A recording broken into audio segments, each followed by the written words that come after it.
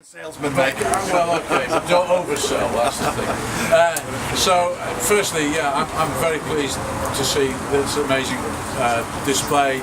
I think you've already got well over 70 cars, including some of the more recent ones, but principally well over 55, probably 60 odd of the pre-Ms, and I think that's a fantastic tribute to everybody's enthusiasm for the marque, which, as Andrew has explained, from my personal point of view, goes back to these sort of days down at the old brickwork factory in Leighton, Blackpool. These three prints that Andrew's described were taken by me on a little visit down to the factory one foggy, snowy, where you can just see the snow melting on the ground there. This one was, the cars are all showing the Griffith 200s, with light on the rolling chassis because they were absent of the V8 engines. They were about to go to the States.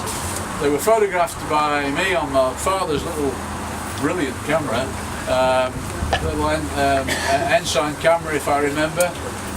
Shows the factory building in the background on one of them, a view from the top of the iron staircase that led up to Gran Turismo Plastics, showing the old coal bunkers in the background and the railway line to Blackpool. Why anybody would leave these things out overnight, I don't know. If they did that these days, I don't think there'd be any of them left in the morning.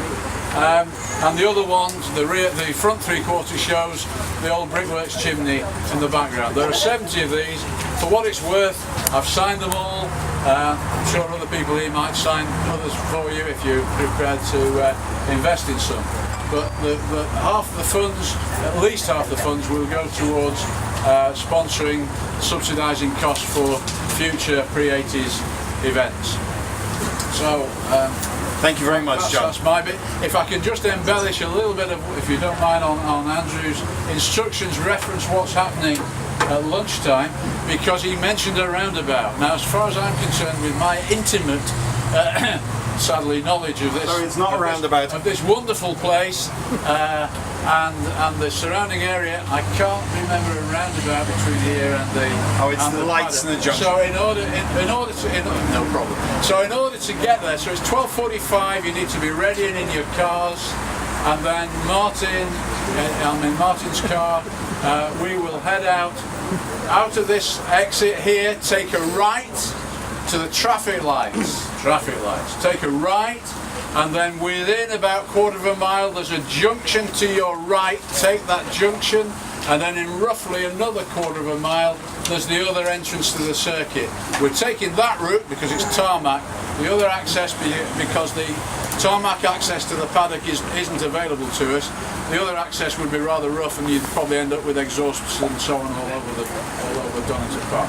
So it's out of here, take a right at the lights, quarter of a mile or so, probably less, a road to the right, and then a similar distance, you'll see the flags again for Donington. Take a right through there, straight up through the paddock entrance, and then we will have to wait for the signal to get onto the track at the red gate corner. And then we've got at least one, probably two laps, and we at moderate speed behind the course car, and there may be an opportunity for a photograph on the start and finish straight, but that's entirely down to circumstances that prevail at the time. So that's it. This is a wonderful circuit, a circuit that's got a far greater heritage than any other track in this country, including Goodwood. The white building behind you, just to let you know, that was the farmhouse in the pre-war days of racing here.